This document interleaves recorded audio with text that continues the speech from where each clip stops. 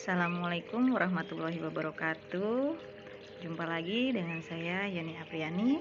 Kali ini saya akan menjelaskan tentang operasi penjumlahan dan pengurangan bentuk aljabar. Selamat menyaksikan. Nah, setelah sebelumnya kita membahas tentang bentuk aljabar dan menyederhanakan bentuk aljabar, sekarang kita masuk ke penjumlahan dan pengurangan bentuk aljabar. Nah, untuk melakukan penjumlahan dan pengurangan bentuk aljabar, kita harus memperhatikan syarat-syaratnya. Syaratnya yaitu penjumlahan dan pengurangan aljabar bisa dilakukan hanya jika suku aljabarnya sejenis. Misalnya dengan variabel yang sama dan konstanta dengan konstanta, seperti itu.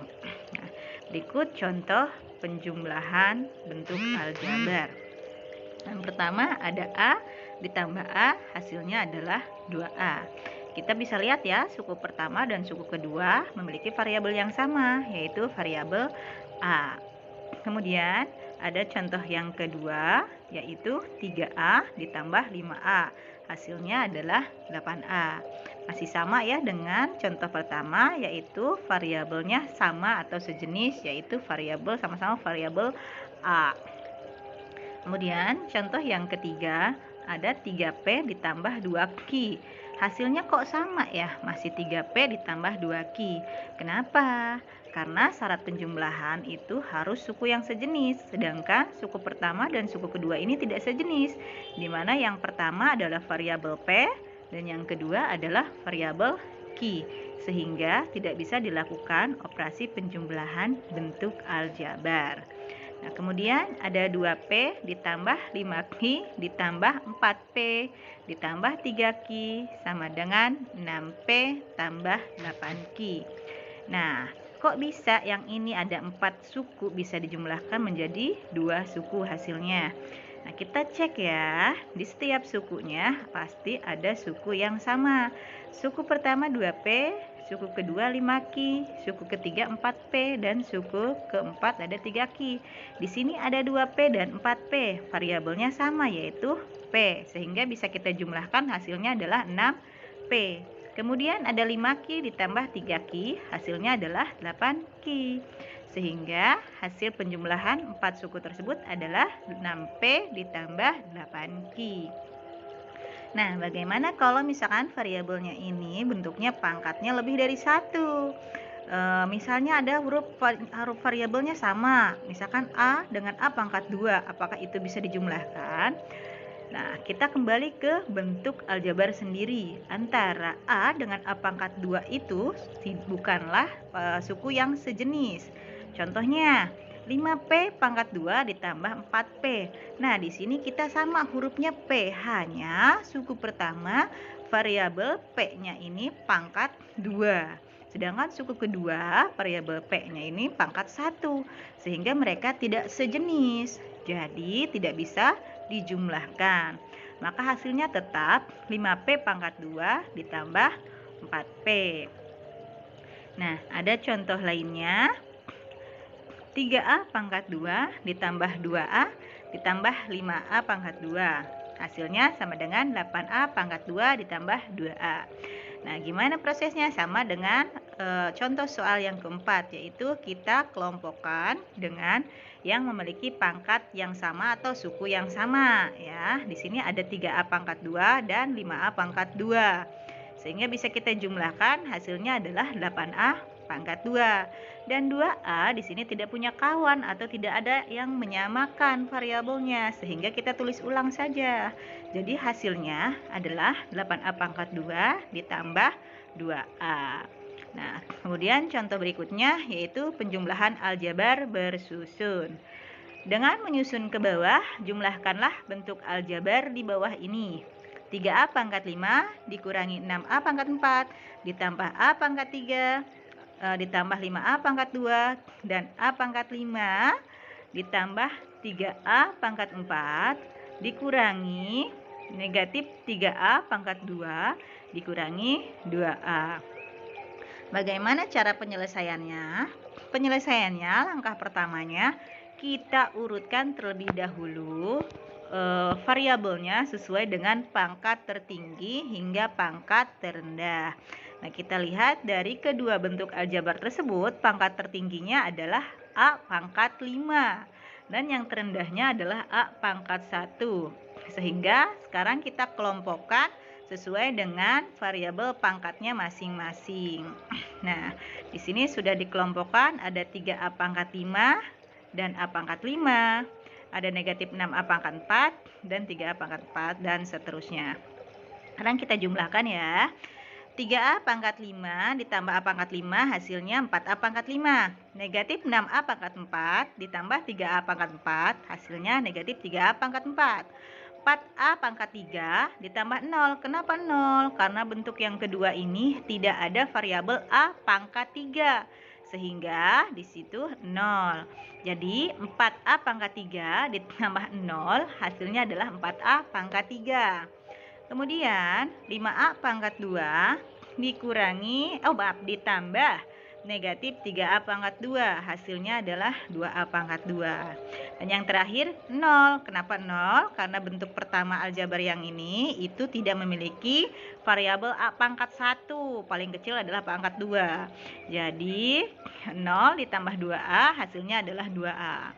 Sehingga hasil penjumlahan kedua aljabar tersebut adalah 4A pangkat 5 dikurangi 3A pangkat 4 ditambah 4A pangkat 3 ditambah 2A pangkat 3 ditambah 2A. Nah, bagaimana kalau misalnya bentuk variabelnya tidak memiliki pangkat banyak?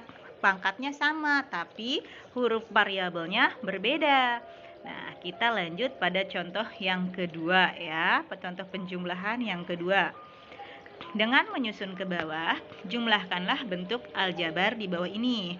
Nah, di sini ada dua persamaan aljabar ya. Yang pertama 7P ditambah 5Q dikurang 3R ditambah 2. Dan bentuk yang kedua yaitu negatif 2Q ditambah 5R dikurang 4S ditambah 3. Penyelesaiannya bagaimana? Sama ya dengan penyelesaian soal sebelumnya. Kalau yang sebelumnya kita setarakan sesuai dengan pangkat tertingginya, kalau yang ini kita sesuaikan dengan urutan abjadnya ya. Nah, kita cek dari kedua bentuk tersebut. Nah, variabelnya ada variabel P, Q, dan R. Nah, di sini ada yang tidak memiliki variabel atau kita biasa sebut konstanta. Maka kita setarakan dengan konstanta tanpa ditulis variabel di atasnya. Oke, sekarang kita masuk untuk mengelompokkan dari kedua persamaan aljabar. Dari bentuk yang pertama, sesuaikan dengan urutan dari variabelnya. Nah, ada 7P ditambah 5Q dikurang 3R. Dan di bentuk yang pertama ini tidak ada variabel S ya.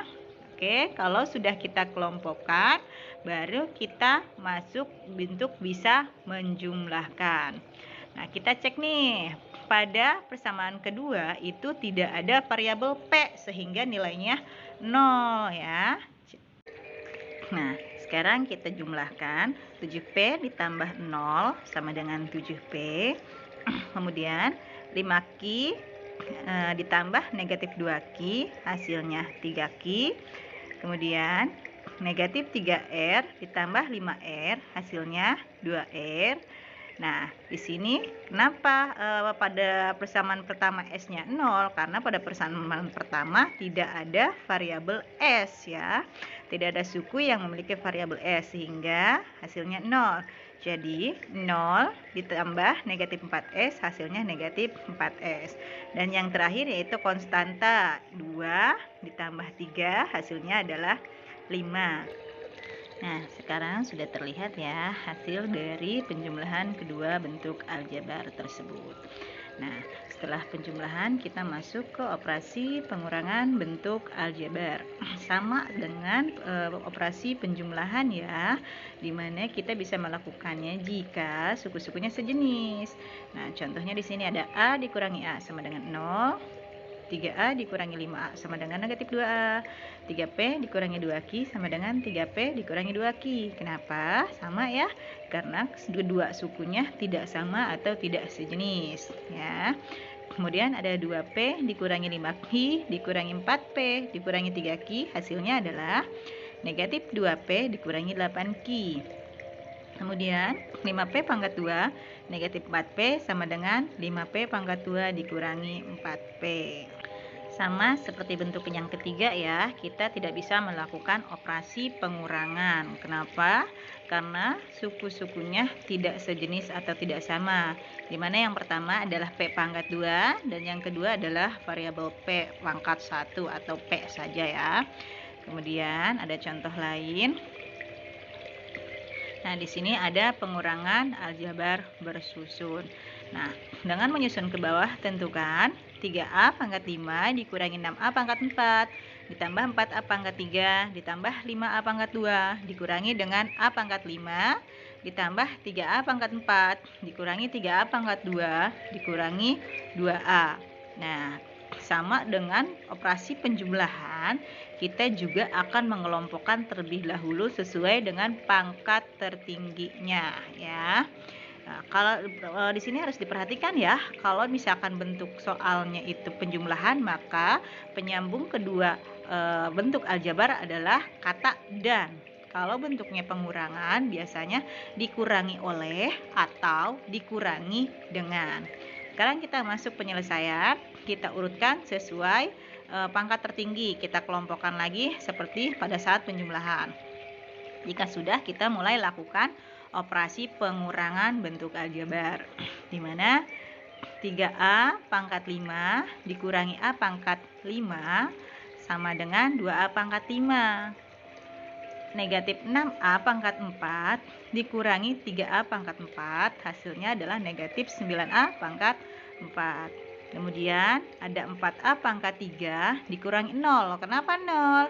Karena pada bentuk kedua itu tidak ada variabel A pangkat 3, sehingga hasilnya adalah 4A pangkat 3. Kemudian 5A pangkat 2 dikurang negatif 3A pangkat 2. Hasilnya adalah 8A pangkat 2. Kok bisa berubah tandanya positif? Karena di sana ada dua operasi pengurangan, ada dua tanda negatif.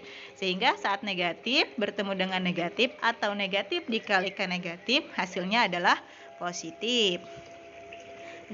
Terakhir yaitu 0 dikurangi 2A.